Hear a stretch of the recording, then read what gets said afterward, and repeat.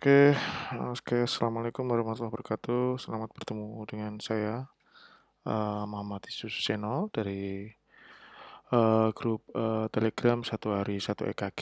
Kebetulan saya bekerja di Semarang, Purwokerto, dan Purbalingga. So, kita akan bahas ya. Jadi ini adalah seorang pasien dengan sesak napas saat aktivitas gitu ya.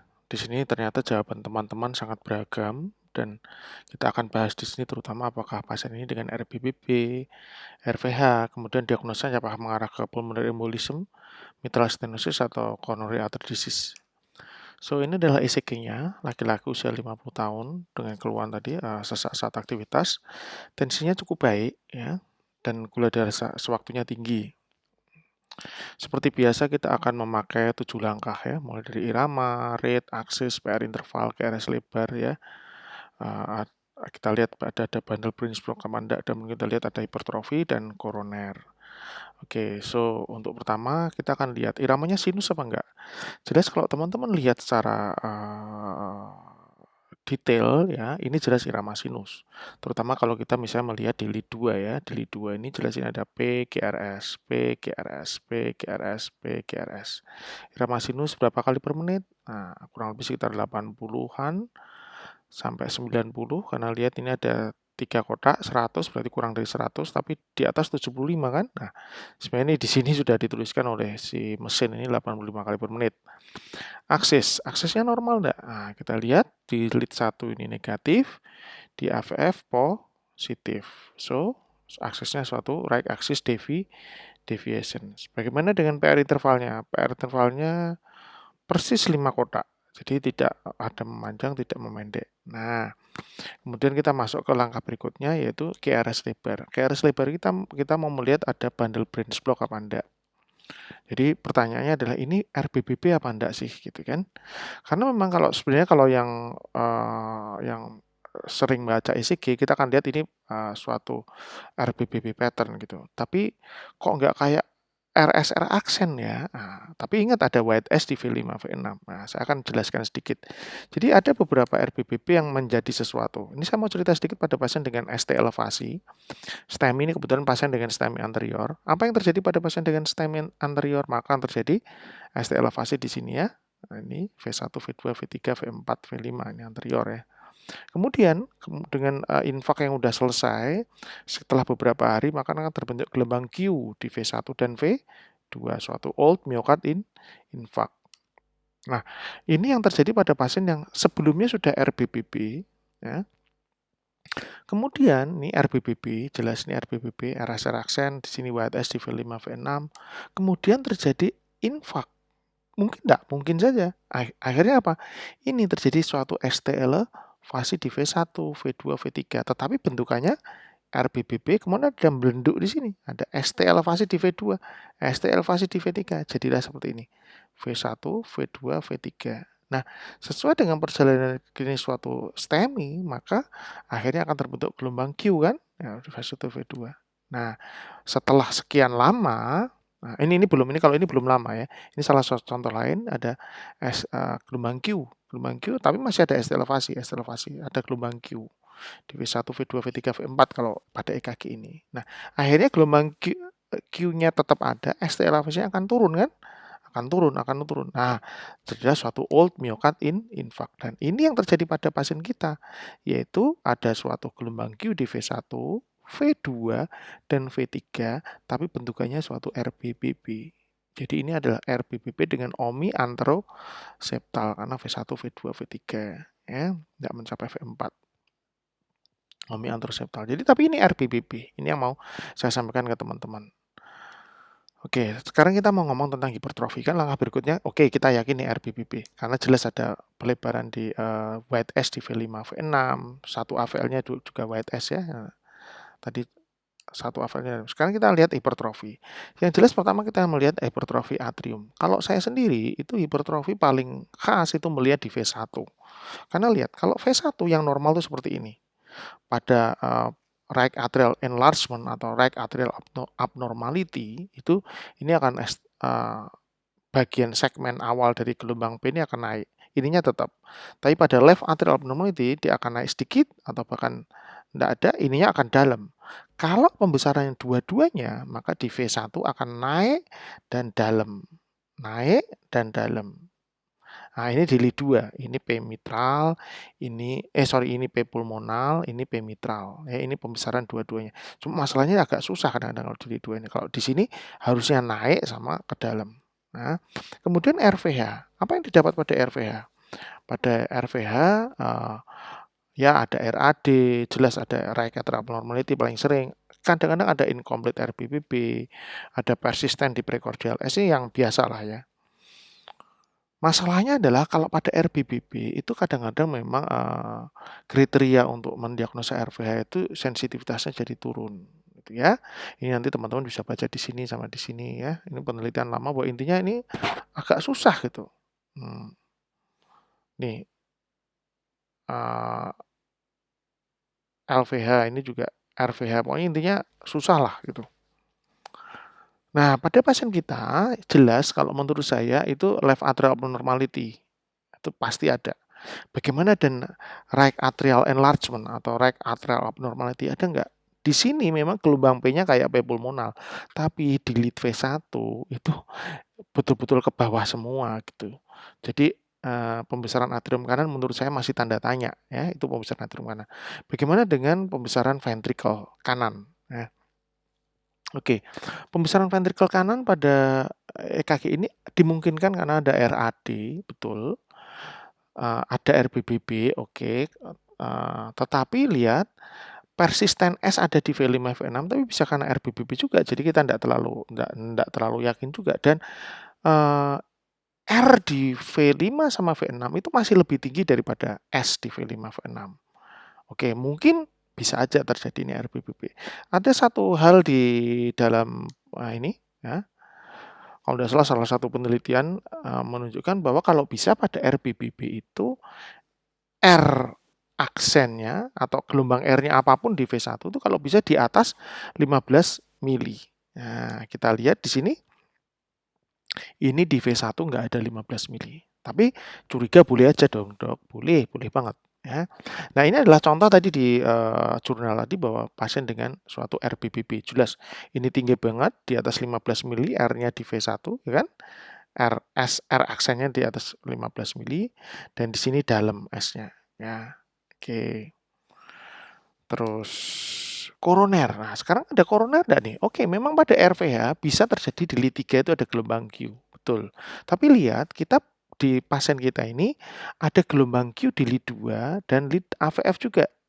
Nah, 2 di lead AVF. Kita lihat pada RBBB ini, beliau ini, oke di V1 bisa ada ini ya. RSR aksen RVH dan di lead 3 ada gelombang Q, tapi di lead 2 dan lead AVF tidak ada gelombang Q. Beda sama pasien kita. Beda sama pasien kita. Ya. Jadi menurut saya curiga ini pasien ini ada OMI anteroseptal dan inferior karena ada gelombang Q di 2-3 AVF. Tetapi kecurigaan itu masih kecurigaan. Yang inferior masih curiga. Tapi yang anteroseptal saya yakin banget gitu. Jadi menurut saya sejak awal ini sudah pasien koroner.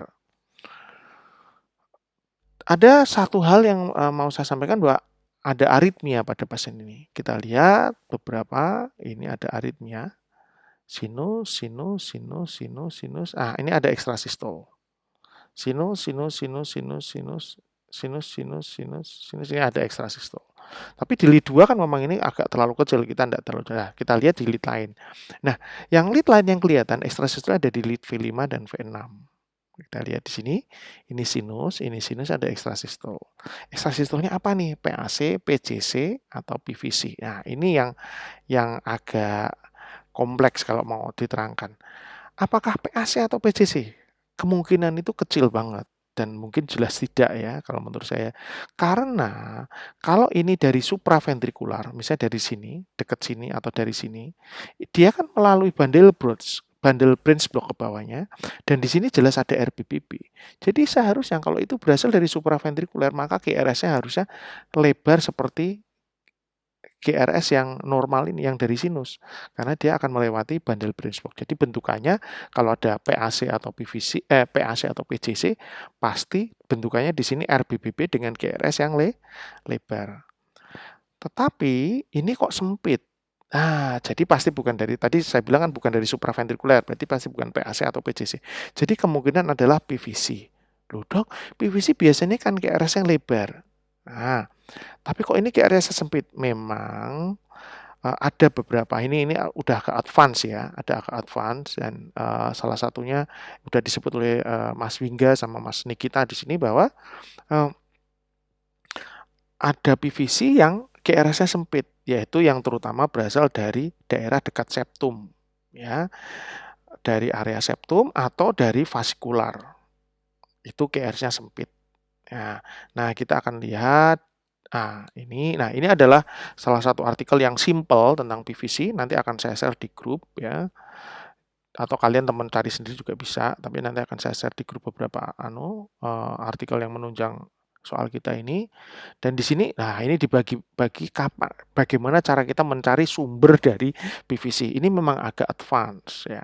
Cuma ini nice to know aja bahwa ada beberapa PVC yang memang GRS-nya sempit. Coba lihat, narrower GRS. Ya. Narrower GRS ya. Kemudian ini narrow GRS, kalau ini narrow GRS, ini juga narrow GRS. Nah, kemungkinan kalau dari yang dari bagan ini, maka ini yang betul-betul sempit adalah dari sini, left anterior fascicular atau left posterior fascicle. Nah, cuma yang khas untuk pasien kita adalah ada right axis, ya kan? PVC-nya juga right axis. Kenapa kok right axis? Lihat ini. Dia PVC-nya di sini juga ke atas kan di lead 3. Saya yakin dia lead-nya intinya aksesnya sama lah dengan akses sinusnya. Berarti kan aksesnya ke kanan kan? Aksesnya ke kanan, kemudian dia lihat ada eraser aksen ya kan? Di V1 narrow GRS. Nah ini. Narrow GRS, dan kalau kita ada temu di sini jelas, dia juga ada eraser aksen di V1. Ya. Jadi kemungkinan akhirnya jawaban dari bacaan ECG ini adalah sinus 85 kali per menit, RAD jelas, RBBB jelas, left atrial enlargement jelas, tapi kalau pembesaran atrium kanan dan ventricle kanannya masih dipertanyakan, tapi boleh juga bilang suspek. Old myocard anteroseptal dan old myocard inferior suspek menurut saya. Dan PVC ya, bukan PAC atau PCC, curiga suatu left anterior vascular berasal dari left anterior vascular. Ini curiga. Di sini saya setuju dengan Mas Nikita dan Mas Wingga. Keren-keren kalian ya. So, apa yang harus kita lakukan? Ya, kebetulan karena saya punya dari awal ketika saya membaca ECG ini, kemudian saya tidak melihat adanya suatu, tidak mendengarkan bising mitral stenosis. Ya, tidak mendengarkan bising sistolik, tapi mungkin bising diastolik kan kadang-kadang agak susah ya. Yang dengarkan malah saya dengarkan adalah bising sistolik gitu. So, mitral stenosis sudah enggak ya. Tapi memang tidak tak sebut di atas sih. Tapi kalau ketika melihat ECG ini, sejak awal saya sudah curiga ini heart failure dengan suatu koroner.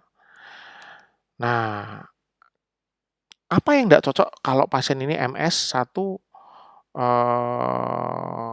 kalau teman-teman curiga ini RVH, left atrial enlargement, oke, mungkin bisa aja nih suatu MS, bisa. Tetapi MS dengan koroner kan, ya itu bisa sih, tapi sial banget pasiennya itu. Ada MS, ada koroner, ada old myocard infarct kan. Nih, old myocard infarct. Jadi ada dua problemnya.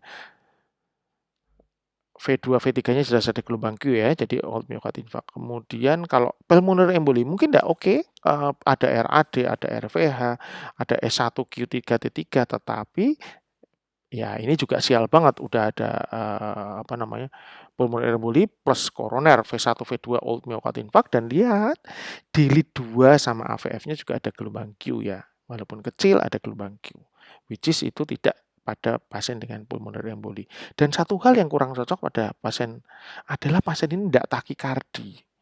Harusnya kalau pulmonary emboli kan biasanya pasien dengan takikardi itu adalah EKG paling sering yang didapat pada pasien dengan pulmonary emboli. Ya.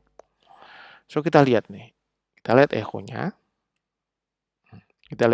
Ini adalah left atrium, ini left ventricle.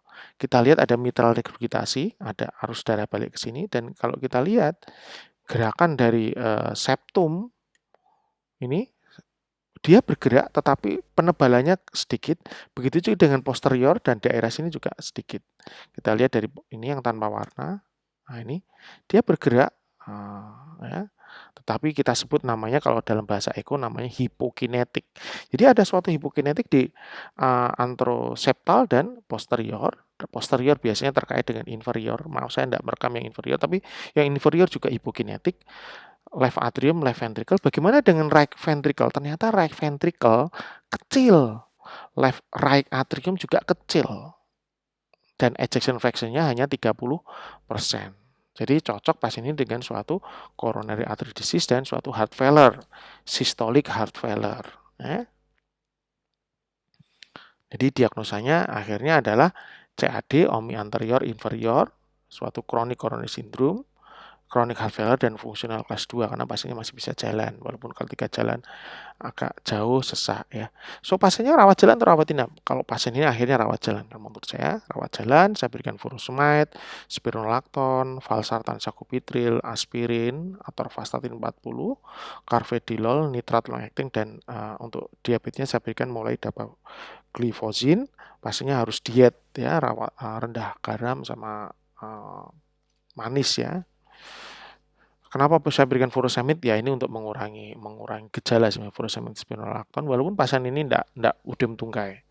Tetap saya berikan tapi low dose. Mulai ini juga low dose. Aspirin jelas butuh karena jelas ada koroner. Atorvastatin jelas ya. Carvedilol saya mulai low dose 2 kali 3,125. Nitrat long acting saya berikan untuk mengurangi keluhan ya. Jadi tapi overall saya senang banget sama teman-teman yang sudah menjawab di grup. Dan salut buat teman-teman yang mengarah ke pulmonary emboli, it's very good. Berarti artinya teman-teman sangat berpikir yang luas. Ada yang mengarah ke mitral stenosis, it's okay ya, karena memang pada RBBB agak susah menentukan suatu RVH. Kecuali tadi kalau kita pakai patokan 15 mili di V1 ya. Oke, saya kira demikian. Terima kasih buat teman-teman yang mau masuk grup, bisa nanti di keterangan di video ini akan saya berikan linknya untuk masuk ke grup Telegram. Oke, wabillahi taufik walhidayah. Wassalamualaikum warahmatullahi wabarakatuh.